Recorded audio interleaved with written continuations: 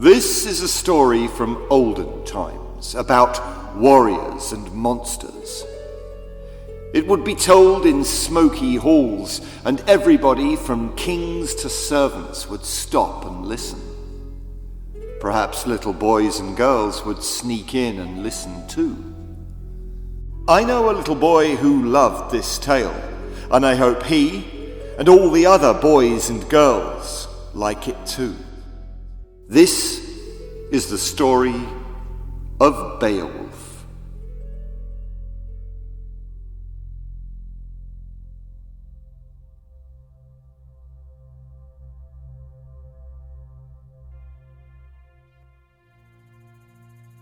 Long, long ago, when the land was covered in forests and wolves and demons crouched in every shadow, there lived a powerful king. He was as famous for his kindness as for his strength. When his last great battle was over and there was peace again, he decided to hold a wonderful party to celebrate. He sent out invitations to the rich and poor. Then he set about building a gigantic hall where he could hold his special feast. All his people came to help him build the hall, from the oldest to the youngest, and the new building rose in no time at all in a vast clearing in the forest. It was a majestic hall with wooden walls and towers that reached higher than the tallest trees. It was the tallest, finest building that had ever been seen in the land, and the king was proud of it. Nothing as grand had existed in his kingdom before. The people called it the Great Hall. As soon as the Great Hall was finished, the party began. It was to be the feast to end all feasts. It began one morning as the sun rose, and then went on day after day, night after night. Long tables sagged under the weight of the food, and the guests, they sagged under the effect of the drink. It made their heads spin and made them sing louder and louder and dance more and more wildly. All this happened in distant times, when wild boars roamed the countryside and moon-mad wolves slunk past in the night. It was a time when the world was heaped in magic and wonder. The feast was a roaring success. The music and singing grew louder and louder, and the louder it became, the further the sound travelled. At last it was heard beyond the forest, by the one creature no one in their wildest dreams would have invited to the feast. It was heard by the monster, Grendel. Grendel lived in the fens and the foul-smelling marshland beyond the forest. The marsh was littered with oozing pools and the festering remains of dead otters and decaying fish. No one, not even the bravest warrior, went there. The place reeked of evil. Evil suited Grendel. He was half man, half monster, a terrible creature, stronger almost than any living thing. He was covered in a green, horny skin that no sword could cut. And he came from a race of sea monsters, giants, goblins, and other outcasts from the human race. Grendel was in the habit of sleeping for hundreds of years. When the king's feast began, he had been asleep so long that the king and his subjects had forgotten he ever existed. If they thought of him at all, they remembered him as a creature from legends. That was their big mistake. And now the sound of music and human laughter had wakened Grendel. He rose from his nest of rat's bones. He sat among the slithering eels and the smell of decay, and he listened. Grendel hated music. He hated it because he hated the humans that made it. He hated it with a hatred that burned as bright as a star. He hated it as only a demon can hate. It reminded him of what an outcast he was. In his ears, that music sounded like the buzzing of flies. While the king and his warriors feasted and drank, the monster Grendel shook off 100 years of sleep. Why should people be happy? He wondered. Why should they make music and sing and hold great feasts while I sit alone in a stinking bog? Grendel was full of jealousy and hatred. I'll destroy their joy, Grendel thought. Grendel slouched across the marshland and forests towards the great hall. As he passed, the creatures of the night shivered with fear and fell silent. The owls stopped hooting, frogs stopped croaking, the nightingale's song stuck in its throat, badgers returned to their sets underground. Even the shadows recoiled from Grendel as he flowed through the night like poison spilt from a cup. Grendel waited, hidden among the trees, until the great hall had fallen silent and the last guests had wandered to their homes, sleepy and tired from the feasting.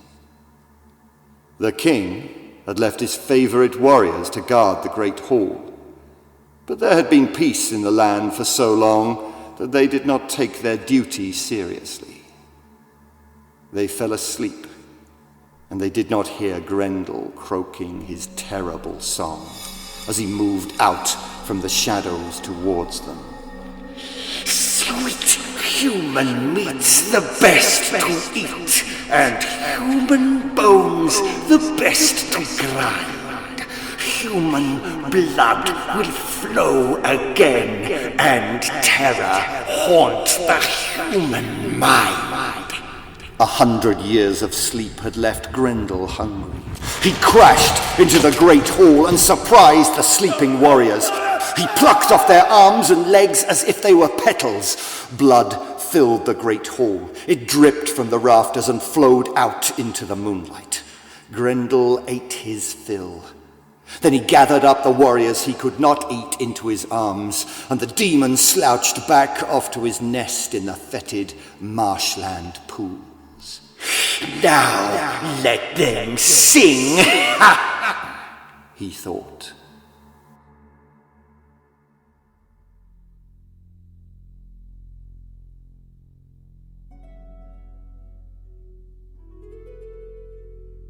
So, our story so far. Grendel, a giant monster who has been asleep for 100 years, has woken up and come to the king's great hall and killed all the sleeping warriors. What will happen next?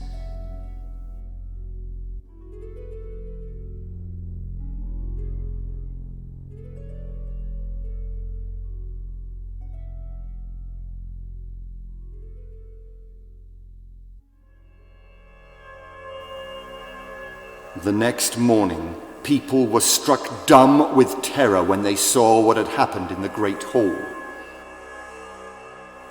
It did not take long for them to realize it could only have been Grendel who had committed the dreadful crime. No human could have done what the monster had done, and they saw that trail of blood that led out to the marshland. The king was in despair. His greatest and most trusted warriors had been killed, and he was too old to wage war against such a creature as Grendel. He sat down on the earth and cried, and sang an ancient lament. I grow old, and my bones grow cold. The fire of my youth has gone. My strength is like the ebbing tide, and hopes have I none. His people wept with him. After 100 years without human blood, the taste was as fresh and sweet as blackberries to Grendel. He came back again and again. Night after night he returned to the village and searched their houses for unwary humans. And each night he sat and brooded in the great hall like a bloated spider inside its web. Soon, no one dared sleep in their homes. People would only visit in the daylight, when they were sure Grendel would not come. And as for the great hall, they would not go there day or night. The great hall, their pride and joy, stood empty. Darkness fell upon it. Owls nested in its rafters, and rats scurried about on its floor. It was the greatest disaster the king and his people had ever known. At night, they all hid in the forest like wild animals. Whenever Grendel found a careless sleeper, he would drag them to the great hall and devour them.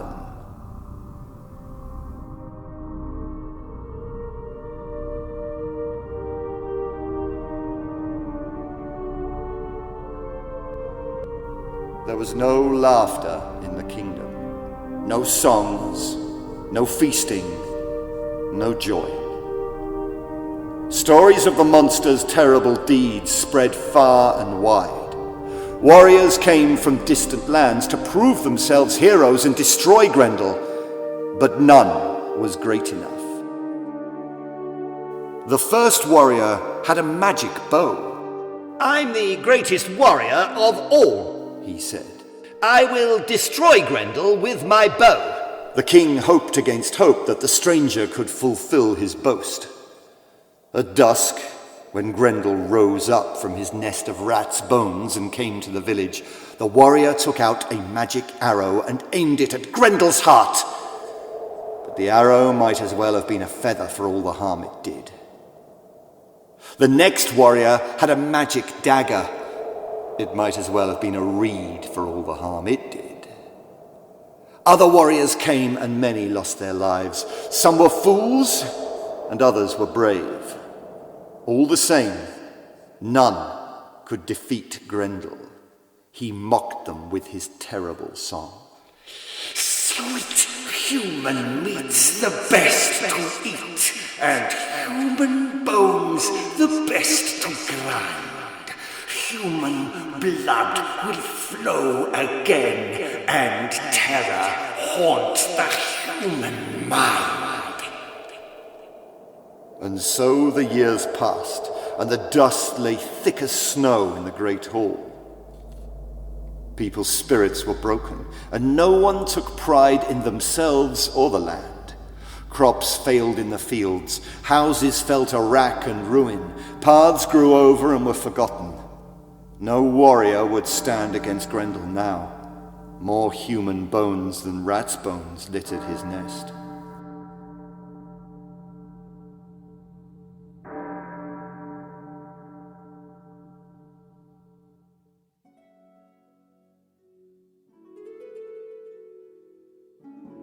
So, our story so far.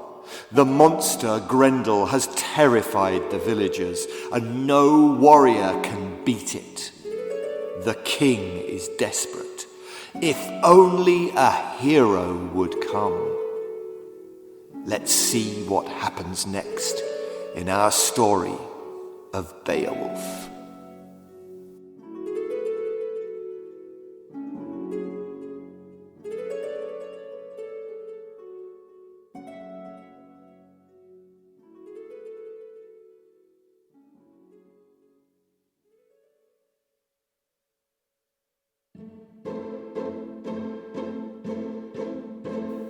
Then early one frosty morning, as winter took hold of the kingdom, a boat came sailing over the horizon.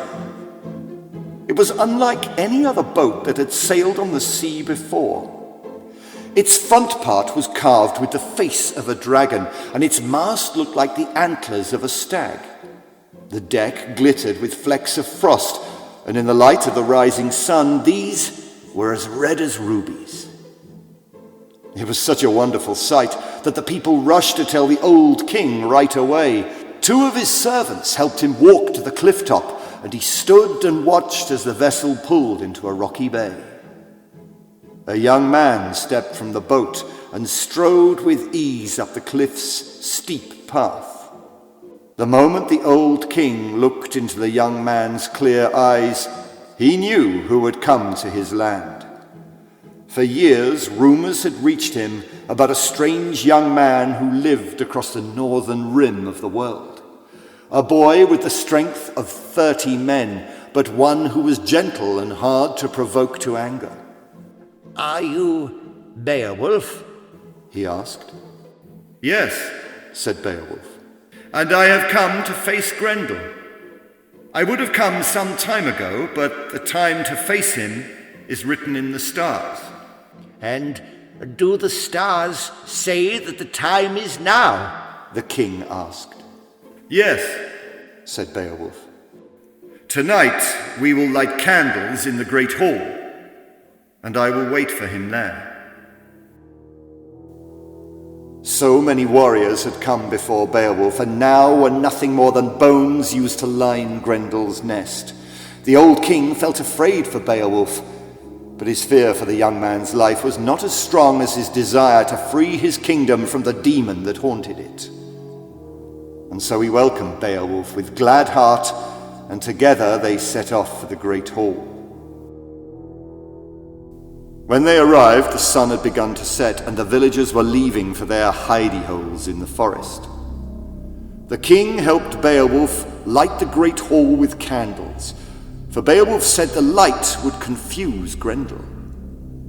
Then the king departed, troubled in his mind. Beowulf would face the dangers of the night alone. Beowulf stood at the door of the hall as night fell and looked out at the deserted village. The place was silent as death. Nothing stirred. The light retreated and the shadows thickened. They crept out of the forest and across the marshland like severed fingers, and they poked Grendel awake. The monster rose from his nest among the putrid pools, put out his lizard-like tongue and tasted the night. He crooned his vile song. Human meat's the best to eat, and human bones the best to grind. Human blood will flow again, and terror haunt the human mind. Now Beowulf was the most powerful warrior on earth, stronger than any other man, and he was no fool. He had heard how strong and cunning Grendel could be, and knew he had to be both to match him. He must unsettle Grendel. He understood that the best fighters kept their wits about them at all times. He must make Grendel so furious and blind with rage that the monster would make a fatal error. Beowulf took off his sword and put it aside. He knew from the many tales he'd heard that swords were useless on the monster's skin. When shadow bled into shadow, Grendel came. From the marshy swamps, out of the mists and fogs, the monster made his way to the great hall. He came to the massive door and tried to push it open as he had done night after night, year after year. But the door was locked and bolted. He was furious that the villagers could have done such a thing after so long. He hammered the oak planks with his bare fists and smashed it in as if it were no more substantial than a wren's nest. As Grendel entered, his awful shadow filled the great hall. His anger grew and grew, and he saw that humans had dared to enter before him and fill the place with candles. The hall's great beams flickered in the light, and cobwebs hung down like freakish decorations. Between the groups of candles were great pools of darkness. Why have they done this? For what possible reason? For a moment the monster's mind clouded over, and he stood rock still and puzzled. This gave time for Beowulf to study his enemy. He stayed hidden among the shadows, but he picked up a tiny pebble from the floor and tossed it at Grendel. Grendel turned, his ears alert to the faintest sound. What's that? He bellowed. A mouse, Beowulf whispered. What mouse is it that smells of human blood and talks with a human tongue? A mouse that will devour you, Beowulf whispered. In silence, Beowulf climbed up onto the rafters above the hall, and while Grendel stomped about below, he tossed another pebble. What's that? Grendel roared. An owl, Beowulf whispered. What owl is it that smells of human blood and talks with a human tongue? The owl that will devour you, said Beowulf. And then Beowulf dropped from the rafters. The talk of owls and mice had confused the monster, and he was full of anger that he had been taunted. And so when Beowulf dropped down beside him, he caught him unawares. Beowulf gripped Grendel's arm, and Grendel cried out in surprise. The feel of Beowulf's strong grip was alien to him. Nothing on earth or in the supernatural world had been a threat to him before. He had been the most dangerous thing in the world for hundreds of years. Now Grendel spun round, flung out his arm and threw Beowulf off balance, but in a moment Beowulf was back. His fist smashed Grendel's jaw and scattered his teeth like black pearls.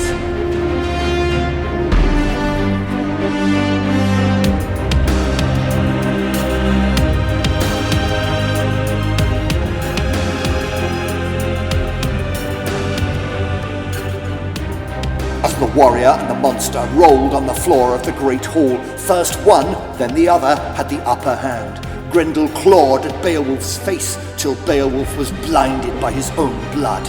But still he clung to the demon, crushing its neck with the power of 30 men. In the fury of the fight, the great hall was destroyed. The great table was smashed to smithereens, and splinters stuck in Beowulf and Grendel's flesh. Human and monster blood was sprayed across the scarred walls, and still neither man nor monster gave in.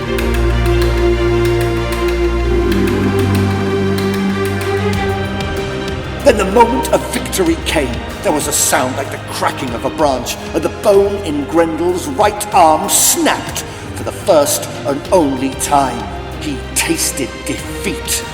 He bellowed with despair and wiped the blood from his eyes to look for the door and escape. But Beowulf held his good arm in a grip no man on earth could break or stand, and the monster howled in agony and struggled to free himself. At last, with a final cry, Grendel managed to drag himself free. He staggered out of the hall, leaving behind him a river of blood. In his fury to escape, his arm had been torn off and left in Beowulf's iron-like grip.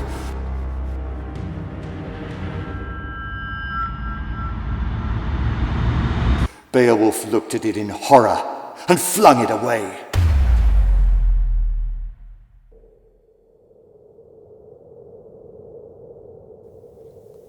Back across the marshy swamp, the monster stumbled into the mists and fogs. Soon he was home, and as the last flickerings of life faded from him, he sank down into the lake by the foul marsh. Down he sank, deeper and deeper into the stinking depths, dying as he reached the very place of his birth. And in that secret place, an even greater monster waited.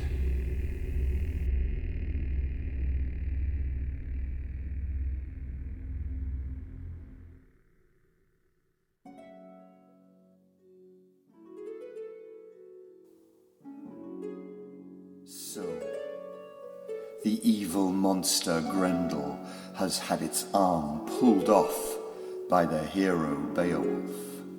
It's gone back to its stinking bog and died. But an even greater monster is on the way.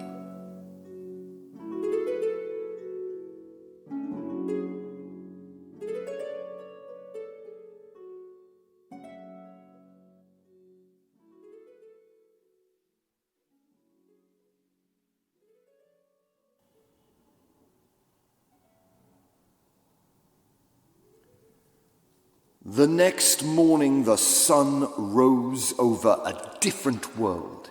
It glittered on beads of water where the frost had melted, and the great hall's roof shone as if it were made of silver. The old king wept with joy when he heard how the fight had ended. He hugged Beowulf like a son and ordered his men to clean out and repair the great hall. They nailed Grendel's arm above the door, so everyone could see for themselves how great Beowulf's victory had been. As the news spread, so Beowulf's fame spread. He was showered with gift after gift in thanks: a sword with a golden handle, a helmet embedded with jewels, 7 of the finest horses in the land. The villagers came out of their hidey holes in the forest. Now there was food and music again. People drank themselves dizzy. They wore themselves out dancing. Then, after the feast, they returned to their homes for the first time in years. Beowulf slept in the best room in the king's house. He fell into a deep sleep, tired from his great victory. But then, something new stirred out in the fens and marshlands. Again, evil was abroad. Pools bubbled with poison, and the hag appeared, the first and most terrible witch in all the world. It was Grendel's mother, rising to seek her revenge on those who had slain her son. The hag came that night. She loped along the paths in the marsh like a hungry wolf. She was bent double with age, yet she was still almost twice the size of a human being. She swept into the village, blind with grief and rage. Who killed my son? She howled. What man killed him? But her fury was so great that no one could speak. She dragged them from their beds, sank her teeth into their necks, and silenced them forever. And then she was gone again, with a trail of death and destruction behind her. When an old man who had escaped the hag described her to the king remembered the legend of how Grendel's mother lived deep below the lake in the marsh, and he knew it was she who had caused such mayhem. The king called for Beowulf and begged him to try and destroy her as he had destroyed her son. The king told Beowulf of how, in the legend, the hag's lair was protected by 3 chambers, and each of the chambers was blocked by 3 gigantic stones. The stones were so heavy, no human could lift them. Then we are lost, Beowulf said. She is well protected. Perhaps not, the king said. The legend also says a clever man can make the stones move of their own accord. How can stones move of their own accord? Beowulf asked. The king shrugged. How do you kill a monster? There are many things in the world we cannot explain, Beowulf. You must try for all our sakes. And so Beowulf left the king and his people to care for the wounded, and he set off alone to find Grendel's mother. She had left the village so covered in blood that her tracks were easy to follow. The blood-spattered trail led him along the marshland paths. It led past groves of twisted trees and broken stumps grey with moss. Rats scurried along the path ahead of him. Crows blinked their tiny red eyes and hopped from tangled branch to tangled branch like little spies. The path snaked deep into the deadly marshes. It passed stinking pools and crossed over weed-choked streams where toads croaked and sang like a choir of witches. Beowulf came to the edge of a dark lake where a yellow mist shut out the sun. The whole of the place felt lifeless. The air itself seemed stale and sour, trapped under the canopy of gloomy clouds. Near the middle of the lake, he saw Grendel's nest, abandoned now. Beowulf's heart drummed fast as he prepared to face the hag. He clipped on his vest of chain mail. In his belt he hung a sword hardened by the blood of battles. He polished his dagger with poison. With slow, deep breaths, he waded into the lake. Beowulf gripped his sword as he sank down into the murky depths. Eels wrapped themselves around his legs. Leeches clung to his cheeks. He ignored them, and he sank deeper and deeper until he came to a thin crust of rock on the lake's bottom. He thrust his sword into it as easily as a child might thrust a spoon into a pie. And then, by magic, the riverbed opened, and Beowulf fell into the underground chambers that led into the hag's lair. It was here in the hag's lair that Beowulf came upon the body of Grendel. It had been laid out with love on a stone slab, and Beowulf felt a stab of confusion as he looked upon that awful face. To the hag, perhaps it was a lovely face, the face of her only son. But Beowulf could not afford to feel sorry for her. How many other people could she kill, and what other monsters would she send to the face of the earth if he let her live? It was his purpose to slay her. Beowulf found the first of the 3 huge stones that blocked the way to the hag's lair. It was so huge, he didn't even attempt to move it. Instead, he studied the stone and remembered what the old king had told him. How can a clever man make a stone move of its own accord? Beowulf wondered out loud. As soon as he spoke, the stone began to change. Where its center had been smooth, now 2 thin lines appeared. They grew wider, and as Beowulf gazed, a pair of lips grew upon the surface of the stone. I am the first of the riddle stones, it said. Answer my riddle, and I will move aside. There was a moment's silence, and then the stone spoke again. Dressed in red, I rob wisdom from the wisest man. I cause the coward to be brave, and lead the stupid to their grave. Beowulf thought the riddle was easy. Wine is the answer, he said. Even the wisest men are fools when they are drunk. He was right, and the stone moved aside. Behind it was a second chamber. Here an even greater riddle stone stood in his path, and the same thing happened. Lips grew from the stone, and it spoke to him. I am the second of the riddle stone, it said. Answer my riddle, and I too will move aside. On the ground I move in silence, a proud and haughty thing. But above the earth and water, my soft white garments sing. Beowulf found this riddle harder than the first, but again he found the answer. It is swan, he said. A swan does not speak, but when it flies through the air, its wings make a sound like singing. The second of the riddle stones moved aside. In the third and final chamber, he found the most massive stone of all. Beowulf did not know it, but in the world above him, night had fallen. The darker it grew, the more powerful the hag became. She was moving about now, vast and wolf-like behind the final stone. It too spoke to Beowulf. I am the third riddle stone. Answer my riddle, and you will find the hag who haunts the human mind. Beowulf listened as the lips in the stone sneered at him. No doctor tries to heal my wounds. In war no warrior befriends me, while enemies have I none. I am scarred by battles gone.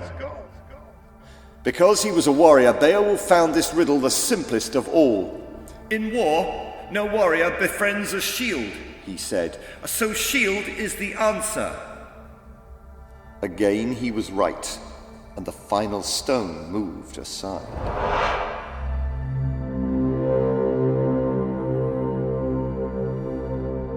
Beyond the stone, Grendel's mother sat crouched in a nest of bones. From her eyes shone a green light that lit up the chamber's walls and made Beowulf's shadow dance upon them like a doll. Like Grendel, she too was covered in scales. The small, stiff hairs on her back were alive with lice. She swayed to and fro, mewing like a cat, then growling like a wolf.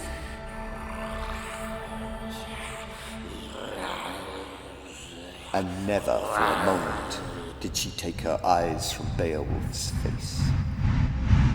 She leapt towards him, and as she did so, Beowulf swung his massive sword. The end was more swift than he could ever have imagined. The sword struck in the side of her neck with crushing force and shattered like glass. He flung the broken weapon aside. As she leapt upon him again, he grabbed a human bone from her nest and thrust it into her throat with almost superhuman force. A fountain of green blood burst from her mouth, and the hag fell back, dead.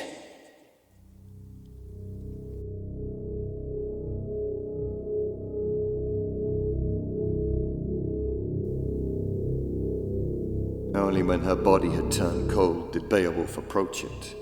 He had overcome her with such ease he hardly dared believe his good fortune. He waited until even the lice had deserted her body, then he dragged the hag and her son to the lake's surface and swam with them to the shore.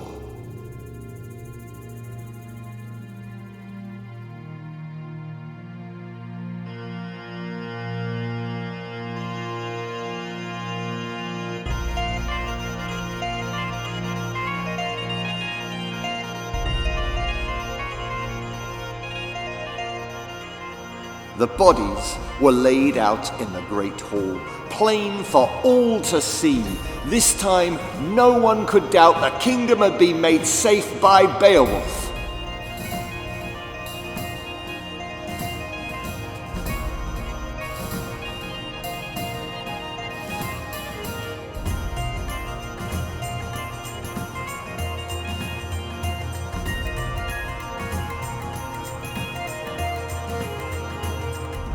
Again, the old king wept with happiness. Again, fabulous gifts were showered on Beowulf. Again, a great feast was held in his honor.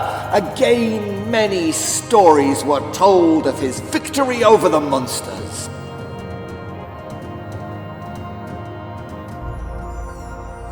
This is but one of them.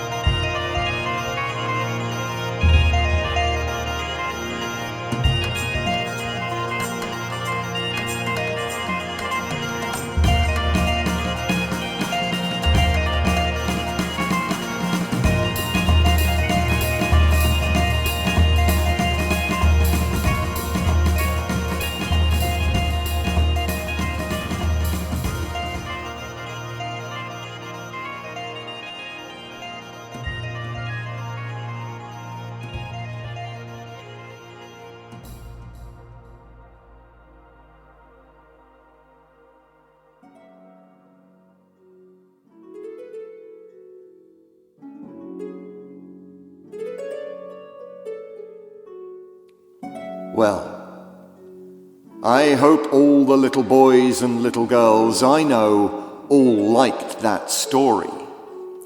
Now, I'll let you into a secret, children. I didn't write the words. No, that was someone else, but it's been told like that for 1,000 years or more. I hope all the children who listened liked my version, my story of Beowulf, the monster, and the mummy monster.